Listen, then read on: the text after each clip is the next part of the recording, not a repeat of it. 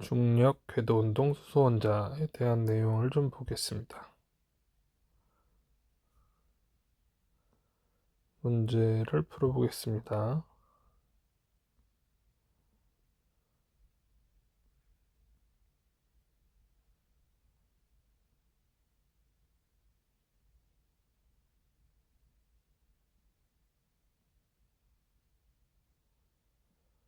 로켓의 탈출 속력에 관한 문제를 풀어보겠습니다.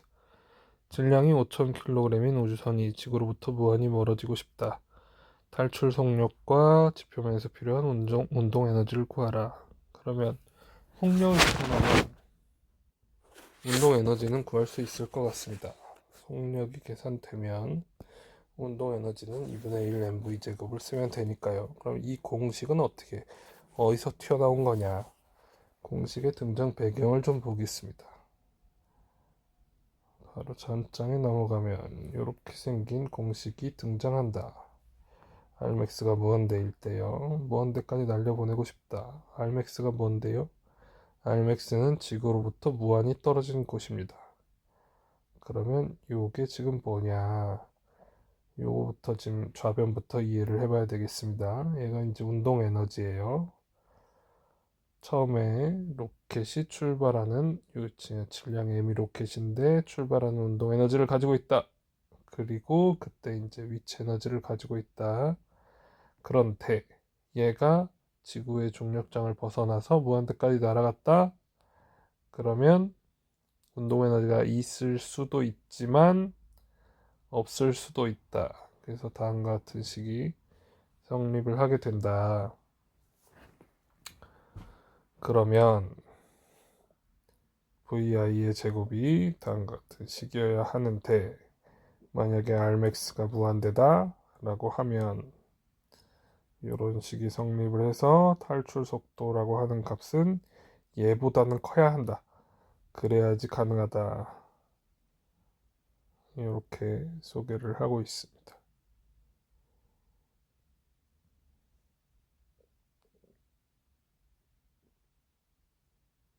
네. 그래서 그 공식을 써서 숫자들을 대입하면 만유인력 상수 넣었고요. 지구의 질량 넣었고요. 지구의 반지름 넣었습니다. 그러면 요 정도가 지금 얼마에 해당하냐면 11.2 킬로미터 퍼 세크 정도의 숫자로 출발시키면 초당 11km를 간다고? 그 정도면 날려보낼 수 있다.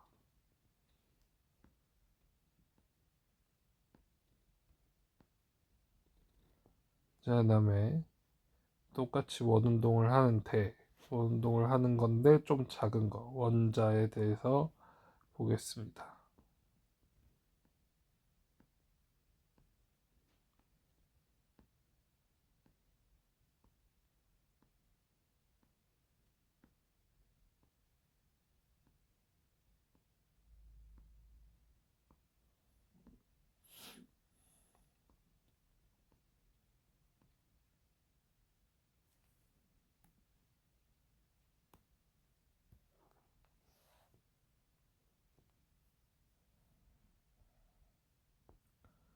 수소 원자에 있는 전자가 N은 2인 에너지 중위에서 바닥 상태로 전이했다. 이때 방출된 광자의 파장과 진동수를 구해보자. 이 어떤 상황이냐면요. 플러스인 원자 핵이 있고 주변을 돌고 있는 전자가 있는데 만약에 얘가 바닥 상태 N은 1인 상태다 라고 하자.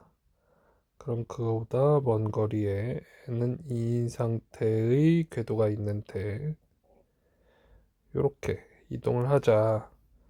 그러면 그때 방출된 방출이 될 수 있는데 이 광자의 파장과 진동수를 구하라 라는 얘기는 뭐냐면 N은 2일 때 전자의 에너지와 N은 1일 때 전자의 에너지가 얼마나 차이가 나냐 라는 걸 알고 싶다. 얘는 뭐냐면 그때 차이가 나는 에너지를 빛의 형태로 방출하게 되기 때문에 빛을 진동수를 써서 에너지를 나타낸 값입니다. 요 정도 차이의 에너지를 내게 된다. H는 플랑크 상수이고요. F는 빛의 진동수고요. 근데 진동수라는 개념은 주기분의 1인데 주기분의 어떤 거리를 가게 되면 그게 속력이기 때문에 빛의 경우에는 다음과 같이 빛이 이제 파동의 형태를 가지고 있다라고 하면 이만큼의 파장 나타나게 되고 한 번 진동하는 시간을 주기 이렇게 쓸 수 있는데요. 뭐 똑같이 사인 그래프 같지만 위의 식은 거리에 대해서 쓴 거고요. 밑에 그래프는 시간에 대해서 쓴 거예요. 그래서 서로 다른 양을 나타냅니다. 그런데 아무튼 그 파장만큼을 주기 동안 가게 되면 그 이제 속력이라고 계산하는데 진동수라는 거는 초당 몇 회 진동했냐 그래서 이제 시간에 반비례하는 값이기 때문에 C가 F람다예요. C가 F람다. 이런 식이 있어서 얘를 이렇게 나타낼 수도 있습니다. 틀렸어. H, C, 람다. 그래서 지금 이 파장 나오는 이 공식은 사실 뭐냐면 여기다 HC를 곱하면 에너지가 되는 값이에요. 얘는 그걸 이제 구하려고 이렇게 써도 에너지가 되는 값이고요. 그래서 여기 이제 HC를 곱하면 에너지가 된다. 그러면 E1이라고 하는 게 HCRH의 1제곱 이렇게 표시가 되고 E2라고 하는 게 HCRH의 2의 제곱 이렇게 이제 궤도의 번호로 표시가 되면 다음과 같은 공식이 계산이 되는데 이건 이제 계산된 결과 값이니까요. 숫자를 집어넣으면 이렇게 나온다는 걸 알겠어요. RH가 이런 상수라는 것도 알겠고 그래서 이런 파장이 계산이 돼. 이 정도 파장이 나와. 이 정도 파장이 나온다라고 하는 거는 에너지가 양수로 나온다라는 거니까 N은 2인 상태가 N은 1인 상태보다 에너지가 더 큰 상태다. 이렇게 이제 볼 수 있는 거죠. 그래서 에너지가 큰 상태에서 작은 상태로 전이 되면서 에너지를 방출하게 되는데 파장으로 나타내면 122 나노미터고 진동수로 나타내면 다음 공식에 의해서 이 정도의 프리퀀시를 가지게 된다. 그러면 여기서 궁금한 건 이 내용이야, 이 내용. 2의 n 얘를 어떻게 다음과 같이 나타낼 수 있냐? 왜냐면 좀 아까 중력에 의한 위치 에너지나 중력에 의한 그 총역학적 에너지를 나타낼 때 걔는 어떻게 나타내졌었냐면 어 요렇게 써졌었단 말이에요.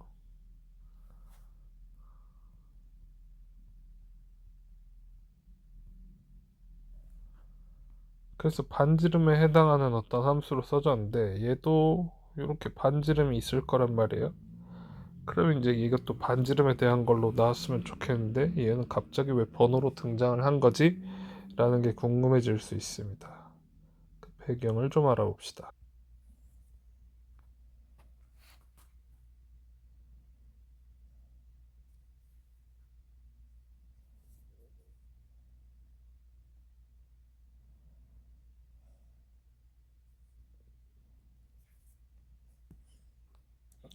이 내용입니다. RH라고 하는 값이 통째로 이 값이다 라고 하면 성립하는 얘기예요. RH는 저거를 축약시키려고 받았다라고 치고 그러면 지금 왜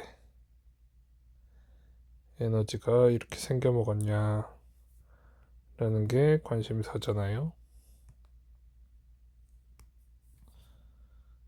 HF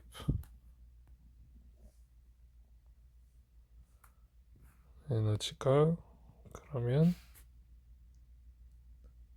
EA0H가 위로 올라가니까 H는 없고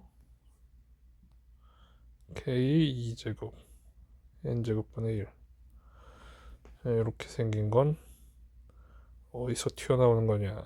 또 위로 올라가 보겠습니다.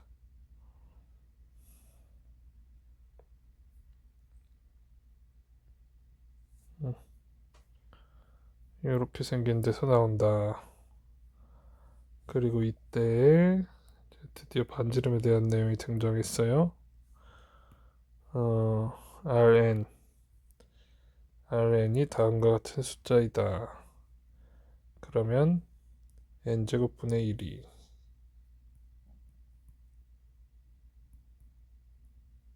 a0분의 아니지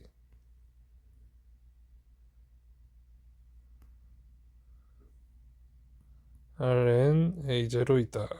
이렇게 나오는 식이네요. 그러면 얘가 a0 k 2제곱 rn a0 그럴듯해. 그러면 a0 지워지고 이렇게 나오면 에너지가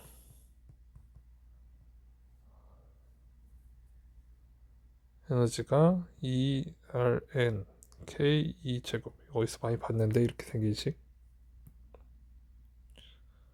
얘는 만유 인력에 의한 위치 에너지도 이렇게 써졌잖아요. 아니야, 그렇게 유도되는 식이구나. F가 K 2제곱 R제곱 이렇게 생겼을 때 얘는 뭐예요? 전기력이에요. 쿨롱의 힘 K Q1 Q2 R제곱 이렇게 생긴 힘의 형태일 때 자연스럽게 나오는 역학적 에너지이다 이렇게 생각할 수 있겠어요. 그럼 이제 우리가 궁금한 건 왜 이게 일반적인 반지름에 관한 식이냐, 그리고 A0는 뭐냐, 이걸 파악하면 되겠습니다.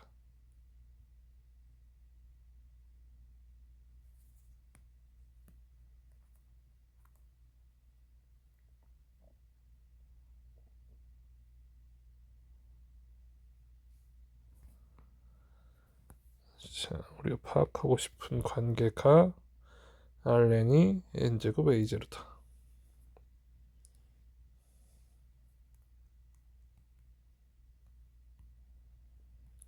이렇게 생긴 식인데요. 얘가 A0다. 이것도 이제 축약시키려고 하면 N이 1일 때 값이라고 하니까 가장 작은 궤도 반지름이라고 하면 요게 A0가 되면서 이렇게 되는군. 오케이. 그러면 얘는 됐어. A0는 됐어. 그러면 RN이 왜 이렇게 되는가를 이제 알면 돼요.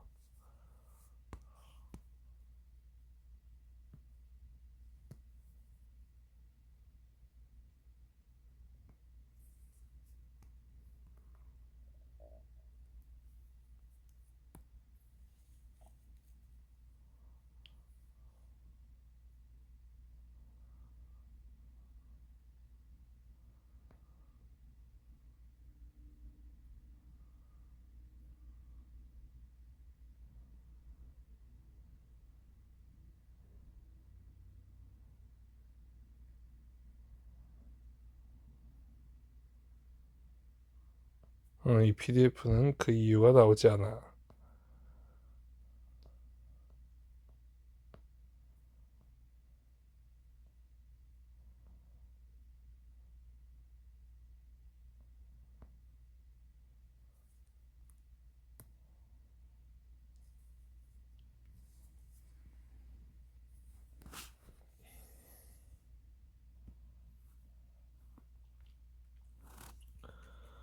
얘가 왜 이렇게 나오는지 봅시다. 위에 힌트로 주어진 건 전자의 궤도 가운동량이고요. 이 식을 여기다 집어넣어 보겠습니다. 왜 지금 궤도 반지름을 n으로 나타낼 수 있냐, 이게 궁금한 상태였는데, Rn이 n제곱, 그 다음에 플랑크 상수 하바 mke, 좀 간단하게 첨자 빼고 쓰겠습니다. 이렇게 썼는데 지금 얘가 mvr이 nh라고 했단 말이에요. 이렇게 이제 나와 있으니까 얘를 다시 쓰면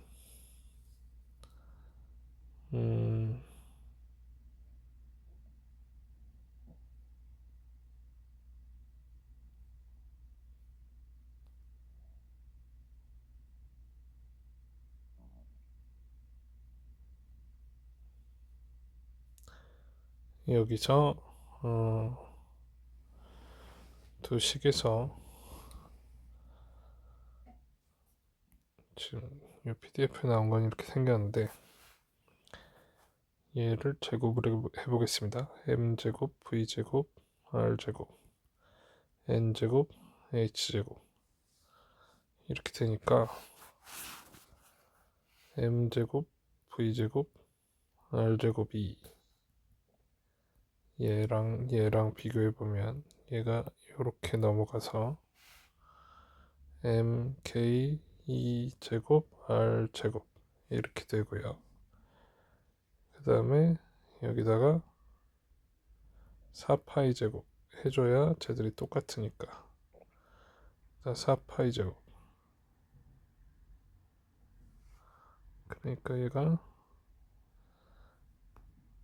제곱 h제곱 4파이 제곱 이렇게 되니까 밑으로 4파이 제곱이 아니라 위로 4파이 제곱이네. 4파이 제곱, 여기에 4파이 제곱 이렇게 들어가야 되겠죠. 이렇게 생긴 식인데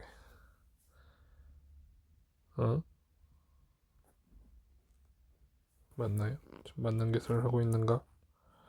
이건 위에 나온 조건이었고요. 가운동량에 관한.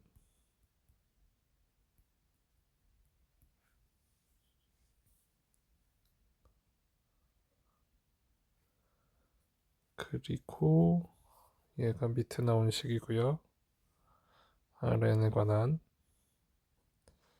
nh 제곱 mk 제곱, 그 다음에 h바였던 걸 2파이분의 h로 바꿔 써서 다음같이 썼고, 얘를 위로 올렸어요. 그래서 여기 4파이 제곱 들어가는 걸 밑으로 다시 내려서 n제곱 h제곱이 서로 같다 이렇게 이제 놨습니다. 그러면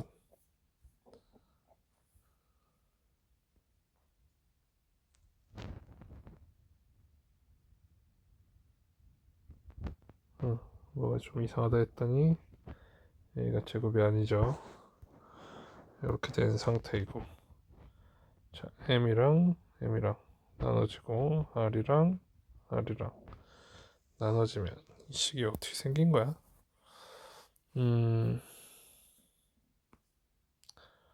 요약해서 다시 정리해보면 mv제곱, 그 다음에 r 4파이 제곱, 그 다음에 k 2제곱 이렇게 생겼는데, 이거 왠지 여기에 r제곱 이렇게 들어가면 자연스러운데, 그럼 여기도 r제곱 이렇게 들어가고, 그 다음에 얘랑 나눠주면 이렇게 되고, 얘는 그럼 90력이고 얘는 그건데 전기력, 그러면은 플러스랑 마이너스 이렇게 돌고 있을 때 둘 사이에 끌어당기는 인력, 전기적인 인력이 원운동을 하는 90력이다 이렇게 쓰면 등식이 딱 맞아요. 근데 이렇게 생긴 게 들어가지고 아주 껄쩍지근하네.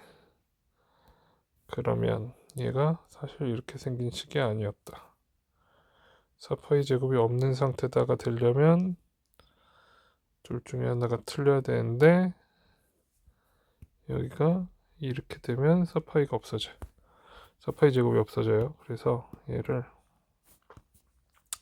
오타라고 보고 MVR이 왜 이렇게 되나? 가군동량이 왜 저 H바의 정수배만 허용되는 식이냐라고 표현되냐, 요거를 납득하면 밑에 식이 또 설명이 되겠습니다. 그럼 요 식이 어디서 갑자기 등장하는 애냐? 여기 이제 양자역학의 핵심이죠. 그러니까 이거를 받아들이면, 이 식을 받아들이면 나머지는 지금 만유인력에 의한 에너지 전개하는 방식과 꼭 같이 설명이 되고, 빛의 에너지가 이제 에너지의 차이를 대신한다. 이렇게 이제 이해를 하면 되겠어요. 자, 그러면 요 가군동량이 왜 이렇게 계산이 되냐? 이걸 좀 봅시다.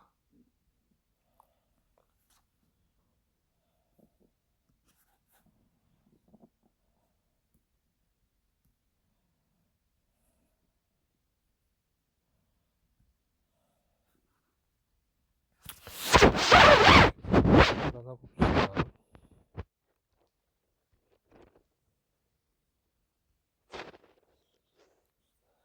질량하고 에너지가 등가다 하는 식이고요. 질량 곱하기 속도가 운동량이다 라고 하면 여기 이제 이렇게 써질 수 있어요. 운동량에다 이제 C를 곱하면 2가 된다.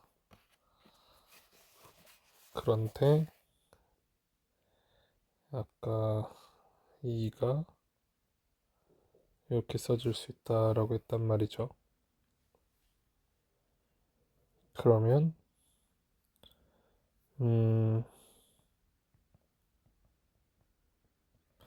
이렇게 생긴 식이 성립을 하게 되고,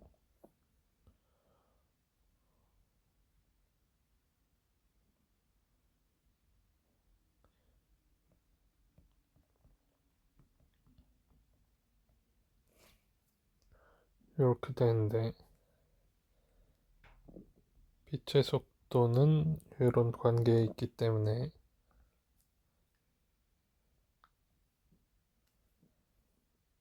얘가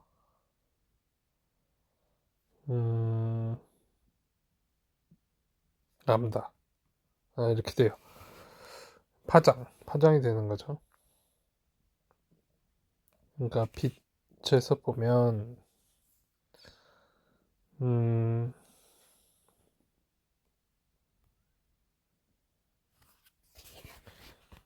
이런 식이 성립을 합니다. 빛의 운동량이라는 걸 생각할 수 있다. 빛의 운동량을 어떻게 생각하겠냐? 빛의 운동량이라는 걸 에너지를 속도로 나눈 값으로 생각을 하겠다.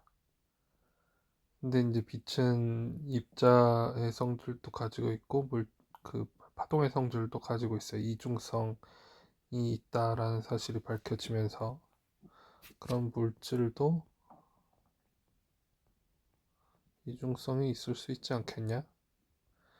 물질도 파동성이 있으면은 물질의 파장이라는 걸 계산할 수 있지 않겠냐? 라는 얘기가 등장을 해요. 다음과 같은 식으로요. 어떤 운동량을 가지고 있을 때 속도가 빨라지면 파장이 더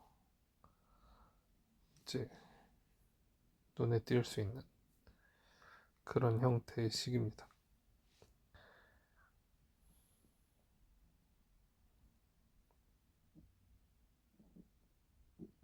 그 물질의 이중성에 의해서 이제 다음과 같이 파동을 생각하면 뭘 생각할 수 있게 되냐면, 수소 원자에 대해서 지금 고민을 해보고 있는 중인데요.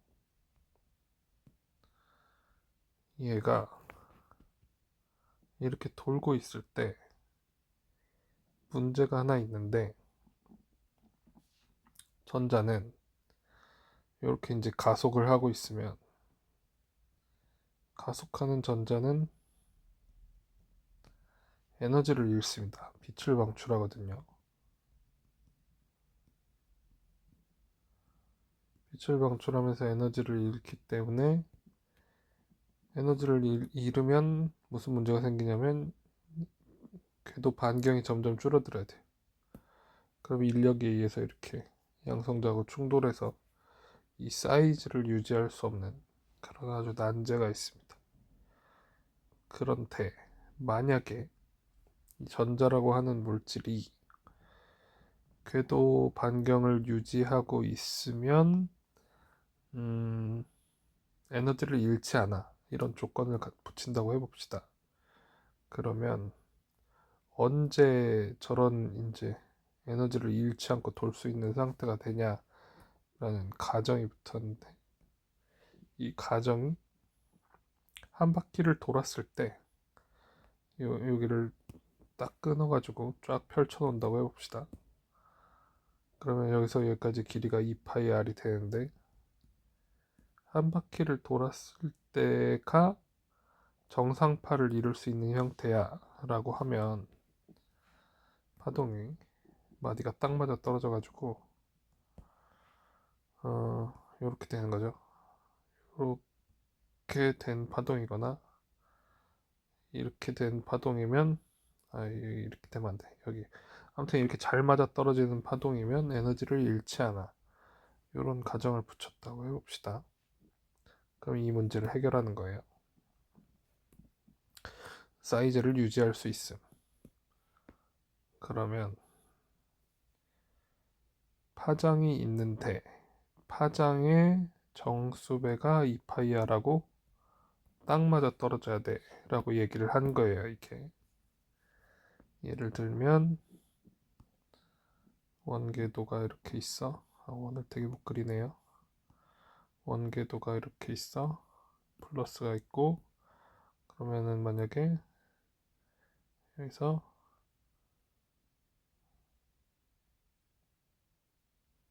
이런 식으로 돌고 있어. 여기가 딱 맞아. 그러면 에너지를 잃지 않는다. 원궤도가 있어.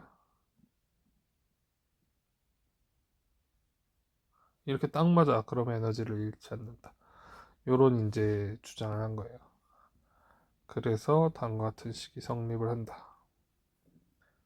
그러면 R이랑 N이 다 들어가는데, 이 식을 가지고 식을 만들면 아까 그 식이 나올 것 같은데, 그죠?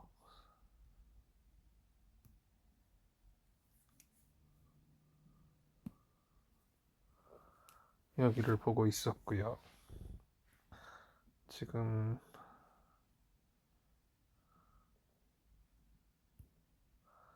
이파이 R이 N 람다가 됐으면 좋겠다라는 얘기를 하고 있었잖아요. 그런데 람다가 다음과 같은 관계가 있다라고 얘기를 했고요. 얘는 물질파에서 이렇게 이제 쓰여진다라는 얘기를 했어요. 그러면 이파이 R이 N의 H MV 이렇게 되네요. 그러면 MVR이 NH 2파이 돼서 NH바 이렇게 표현이 되네요. 그러면 얘가 뭐냐? 얘가 R이랑 P랑 곱한 가운동량이다 라고 해서 가운동량이 궤도의 가운동량이 양정화된 궤도라고 표현이 되었습니다. 이 식을 받아들이는 편이 좀 더 쉽게 이해가 갈 것 같아요. 아니면 요걸 그냥 외우거나요. 이런 배경 설명을 하고 싶지 않아서 그냥 여기서부터 출발한 거겠죠, 이 교과서는. 그래서 우리가 수소 원자의 궤도 유지에 관해서 이 정상파에 대한 이해를 바탕으로 한다면 만유인력의 에너지와 유사한 방식으로 에너지의 증감을 이해할 수 있다.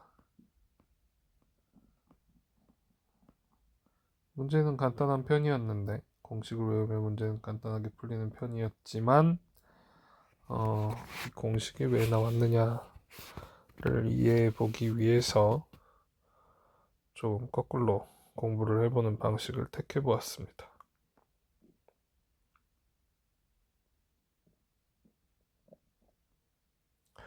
11.6번 보겠습니다. 지표면으로부터 300km 떨어져서 원형 지구 궤도를 도는 우주선에 타고 있다고 상상을 해보자. 로켓 엔진을 점화한 결과 우주선 지구계의 전체 에너지의 크기가 10% 정도 감소한다. 새로운 타원 궤도에서 우주선이 지표면으로부터 놓일 수 있는 최대 높이는 얼마인가? 최대 높이를 계산하기 위해서 뭘 계산하기로 한 거예요? 에너지의 크기 감소를 이용해서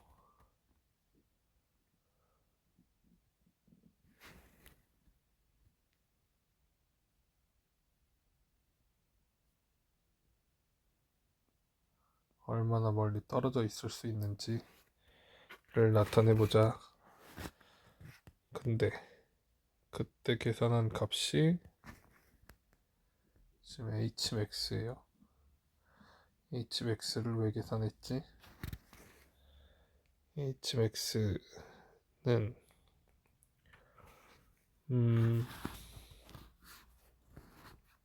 이미 튼 숫자를 대입한 거고요. hmax를 쓰기 위해서 뭘 고려했냐, 이렇게 생긴 식을 고려했는데 얘를 좌변으로 넘기면 re 플러스 h가 이렇게 생긴 식이란 말이에요. r 플러스 h. 그럼 얘랑 똑같잖아. 그러면 이렇게 나누면 지금 뭘 한 거야? 1은 2f-1 넘기면 2, 1. 그럼 f가 1이라고? 이게 뭘 하는 계산이야? 이런 계산을 하고 싶지는 않았던 것 같은데. 게다가 f가 1도 아니었던 것 같은데.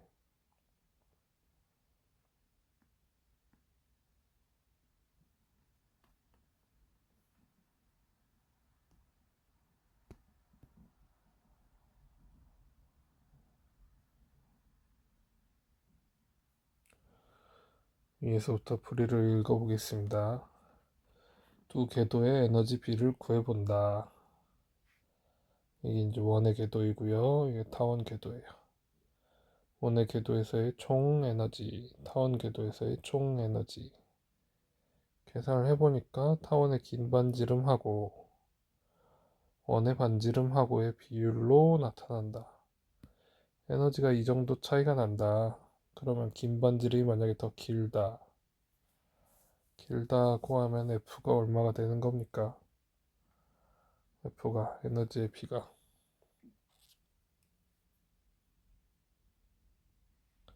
10% 정도 감소했으니까 얘가 90%란 얘기죠.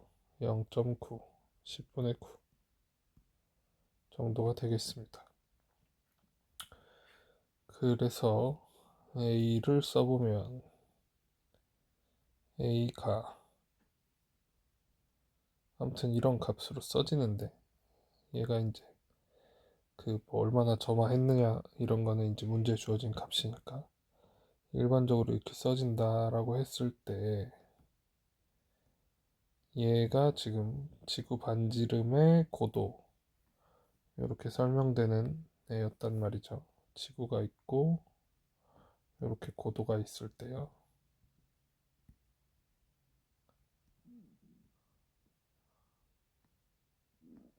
저렇게 설명되는 애한테 지금 뭘 한 겁니까? 최대 거리값을 다음과 같이 계산했어요. 이게 지금 어떻게 생긴 겁니까? 이렇게 생긴 타원이 있다.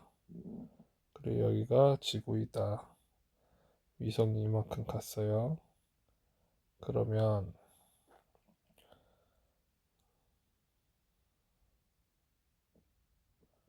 여기가 R이에요. 그리고 여기는 a-r입니다. 그리고 여기는 a죠.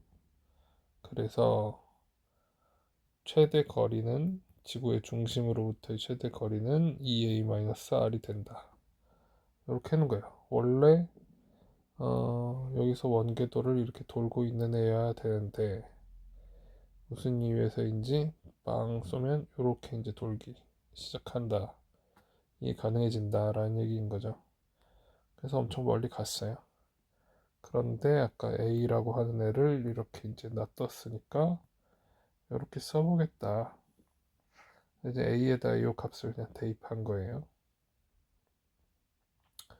대입하면 저렇게 됩니까? 2, 2. 그 다음에 거기에서 R을 또 뺐어요. 오케이. 그래서 인수분해 했어요. 이게 Rmax야. 그런데 이렇게 되는데 Hmax는 요 지구 반지름만큼 빼줘야 되니까 여기서 지구 반지름을 또 뺐다. 이렇게 된 내용입니다.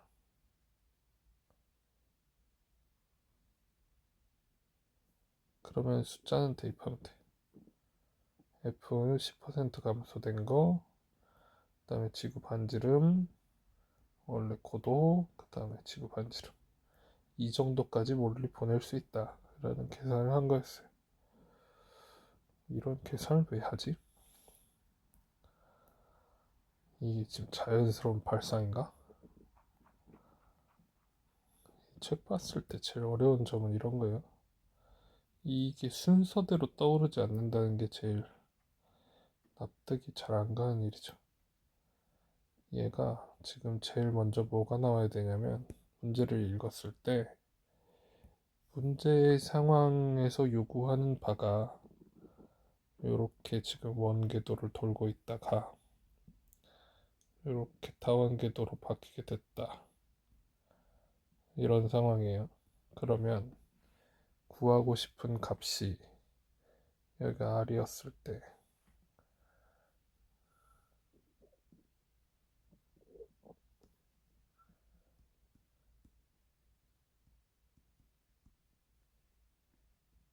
이걸 구하고 싶다라는 생각이 먼저 들어야 돼. 그림에서 2a-r을 구하고 싶다. 그리고 제일 높은 거는 지구 반지름을 빼야 되니까 얘를 구할 수 있다면 거기서 R2를 더 빼서 Hmax는 구할 수 있다 라는 생각이 들어야 되고, 그러면 A랑 R의 관계를 알아야 되겠다. A랑 R의 관계를 알면 얘는 상수니까요. 그럼 A랑 R의 관계를 알아보자. 도대체 A랑 R의 관계를 어떻게 알지? 여기서 뭐가 있길래 A랑 R이 바뀌는 거야? 근데 문제에서 R 궤도를 돌 때랑 긴 반지름 A인 궤도를 돌 때의 에너지 차이가 난다 라는 얘기를 했기 때문에 처음부터 그러면 에너지에 관한 식을 써야겠다. 문제를 읽고 이렇게 됐어요. 그냥 이제 얻어 걸린 거지. 3 프라임.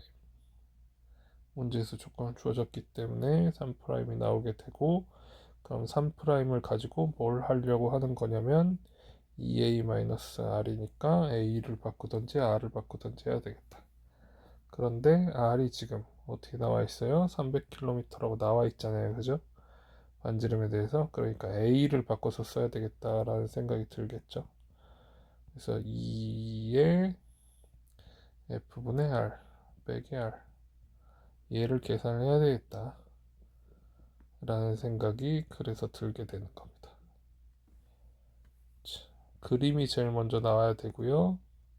1번식이 떠오르고, 그 다음에 2번식은 당연히 같이 오고, 3번은 문제에 나온 조건. 이렇게 돼서 이 식을 구하면 정리, 나머지는 대입. 이렇게 이제 문제가 풀리는 순서가 되겠습니다.